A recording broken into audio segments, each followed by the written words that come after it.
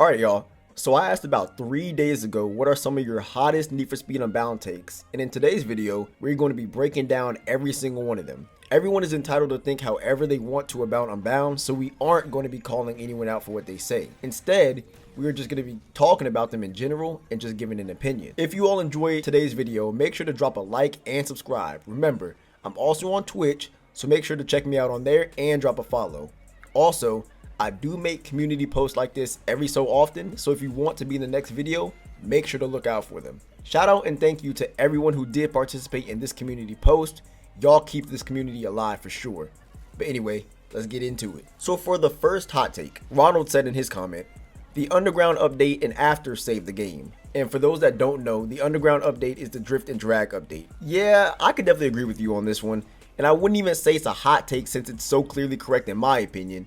But I do know a lot of people in the community either did not like the Underground update due to how things handled, like drag, or felt the game was already successful previous to it in the new Hot Pursuit update. Yes, Unbound had been adding a few things here and there to the game, and yes, PvP had been added by this point, but that doesn't take away from the fact that the game was still somewhat boring in general. The drift part of the update completely reworked how drift physics in the game played out, and made what drifting is actually supposed to feel like a reality. Drifters could finally compete how they wanted to, and even if you weren't competitive like that, you can still just drift around without your car feeling like the wheels are made of concrete. As for drag, yes, it did start off a little bit weird with the way it plays out, but that still added a brand new thing as well that wasn't previously in the game.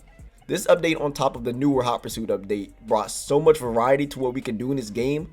I have to agree 100% with this take. The second hot take is from Mobgas, who said the car selection is actually great. This is a very hot take.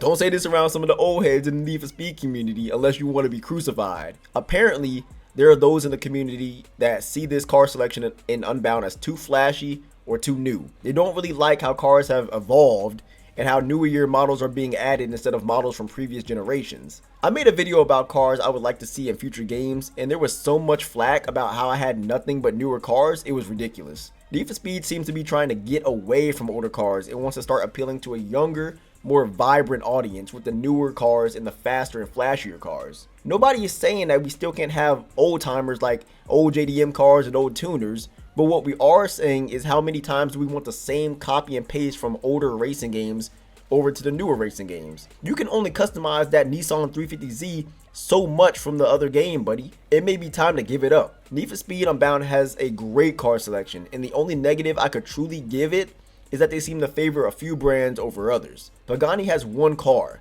while Porsche and BMW have over 20. Bugatti has one car, while Lamborghini has around 15 or so. The overall variety between vehicles is there though, so that is a great take, 100%.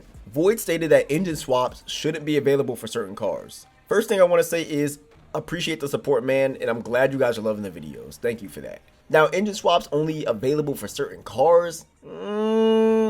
That is an interesting take, but I gotta disagree with that. There are so many cars that have engine swaps that make them good now, and I'm not just talking about the meta builds either. We have people all over the community that create builds with cars people think are trash, and then they make them great. This would not be possible if engine swaps were locked behind certain cars, right? Also, when new cars are added, they bring the engine they have with them, so it opens up brand new opportunities for cars already in the game to have a different swap with the newer car. If there were only engine swaps for certain cars, then we are missing out on a big portion of possibilities if the new car that comes into the game isn't even able to have their engine swapped or have their engine put in other cars. Another question I have is, how would they know which cars to have engine swaps for and which cars to not have them for? There are cars in this game that are actually better with the stock engine, while there are also some who are terrible with the stock engine. Should we allow those cars to remain bad? Or would the cars that have bad engines be allowed to swap? Also, all engines for cars are not available to all cars in the game already, so we do have something like that sort of in place, just not at the level you described. Overall, I like this take, but I'm gonna have to disagree. For the fourth take, Hexagonal Carbon states that Burst NOS is the saving grace of this video game. Absolutely. Burst NOS has given us a way to drive never seen before in any other Need for Speed game, and that is what makes Unbound so unique. I personally love the learning curve this game provides with that mechanic, and how it seems that they knew about micro drifting and designed it to have a bigger part in how Unbound functions all around. Now, do I think Unbound would be successful if Burst NOS wasn't a thing? I think it would still be played, but it would feel like a lesser version of Heat, if that makes sense. The game is clearly built around the ability of burst NOS and getting it constantly throughout a race. Tracks are designed with burst NOS in mind, and cars act certain ways because of it, including the handling model. The way you can turn sharply in grip or burst out of corners and drift is definitely something special. Some people may be wondering why this is the hot take, and the reason for that is burst NOS is very controversial amongst the community due to the way it can make a car behave. But it does not come without risk. You still need to know what you're doing when you actually use burst NOS. Burst NOS, if not controlled correctly, will have you going 200 miles per hour straight into a wall or off the side of a railing very easily. Burst NOS is also great at giving the game a better sense of speed. The regular NOS is good, but if you notice, it isn't really a great speed boost or makes you feel like you're truly going the speed the speedometer says. That NOS more so makes your car more stable and keeps it at the speed the burst NOS got you to. When activating burst NOS, the screen shakes, you get a whole bunch of animations, and your car lurches forward, giving players what they want to go fast. For the fifth hot take, it comes from Tetsu, who has a few for us here. The first one is, stock rental car playlist is not actual racing. The second one is, if you have a grip build R8, you're coping hard. You cannot get it to turn at 100% grip. You can make it viable at 50 to 70% grip, but at that point, just learn drift. The third take is, link up should not be a part of this game. It does not feel like it belongs in a game like Need for Speed. For the fourth take we have, the EMP in Hot Pursuit should be buffed. And the final take is, the story mode in Unbound is one of the best stories of modern Need for Speed games. Alright, so for the first one with the stock playlist, I can agree to an extent. In my opinion, it is not racing for people that are already established in the game. If you already have hundreds of custom cars with custom builds, why would you even want to race in something like that, right? Those tracks and new playlists should be open to allowing racers with custom cars to race how they want to. And I think that's where the actual problem is for a lot of people in the community. It's not so much that these stock playlists exist, it's the fact that they are only stock and have yet to be changed to allow people to race with whatever car they want to. If this were to be fixed, maybe next patch or even next update, the hate for these would most likely go away. But keep in mind when thinking about these playlists that there are also people who don't buy the premium speed pass and want to try out the new cars. There are those who just want to race where it feels fair, and there are those who are completely new to the game and have no idea what they're doing. Now, I use the word fair because when everyone is racing in the same thing with the same build, people can no longer blame anything but themselves, and it levels the playing field to an extent. If you're faster, then you're just faster, and it doesn't matter if the car is stock, but we will leave that one alone. I do also think it's a great opportunity for those who are new to learning the game and get a grasp on the very basic mechanics of burst NOS, car movement, grip versus drift, and all of that stuff. Yes, it is not the full experience due to the car being stock, but it can help to introduce players to what things are like. So for the first take, I can agree and disagree. The second take is about the R8 and grip. As someone who used to be a grip racer, the R8 actually made me turn into a drift racer due to how planted the car actually was. You can barely move, and it got to the point where I had to put road suspension on it with drift tires to allow me to drive correctly, which completely ruined the purpose of what I had the car in, which was grip. I felt that I couldn't drive the car how it was supposed to be driven due to me being in grip, and driving it now as a drift racer, the difference is night and day. I can 100% agree on this one. 100% grip is terrible in something like the R8, and what he's saying makes a lot of sense.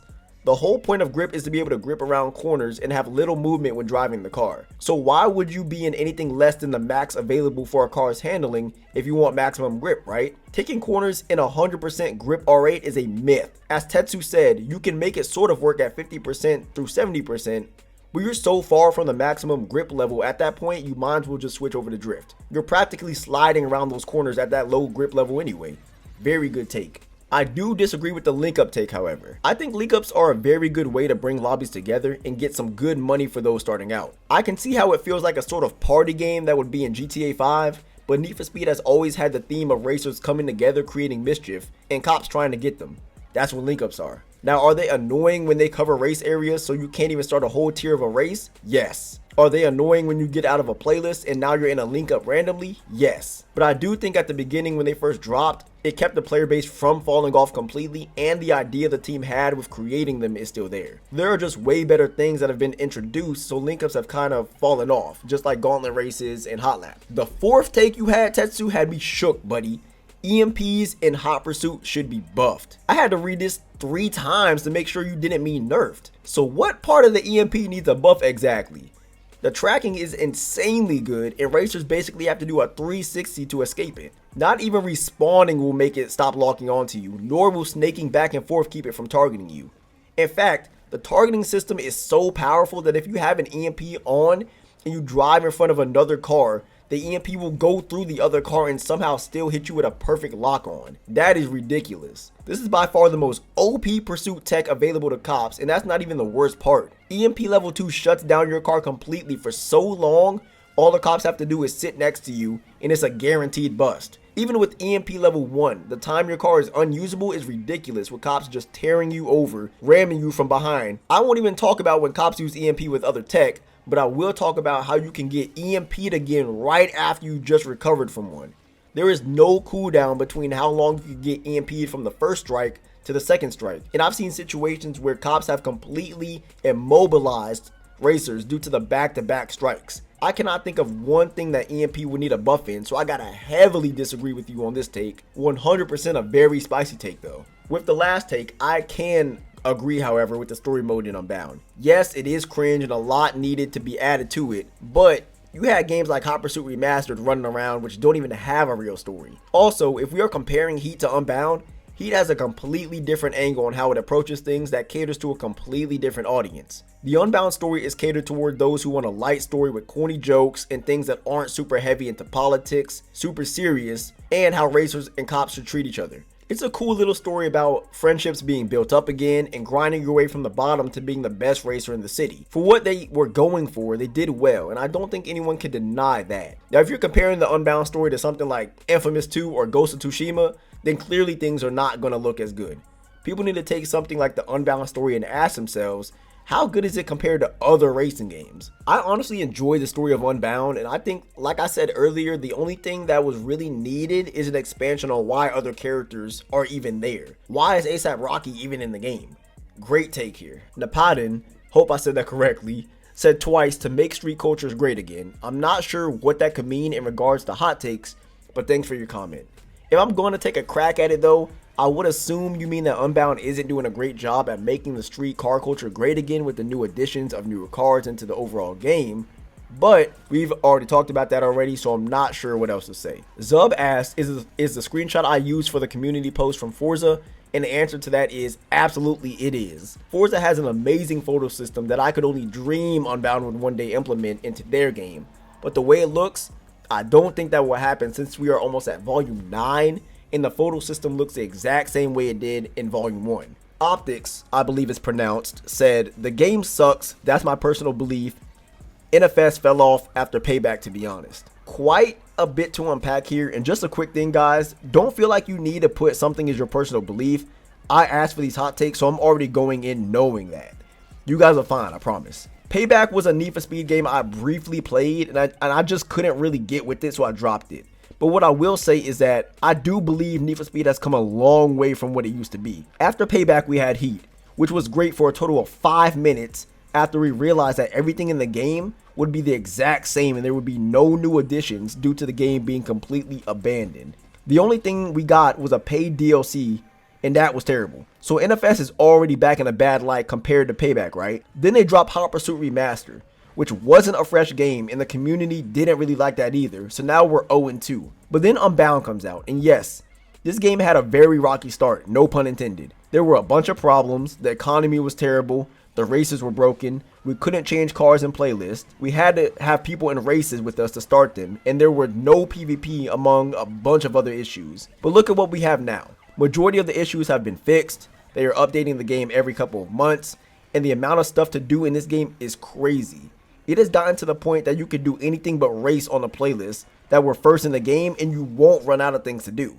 We can chase people as cops now. We can drift now. We can drag race now. All the stuff we've wanted, we have gotten. So that already puts it above Heat and Hot Pursuit Remastered. Bringing it up against Payback, I think a lot of people prefer the system of upgrading cars on Unbound more so that sways the opinion a little bit as well. But saying the Need for Speed games have fallen off since Payback, I can't rock with you on that one, brother.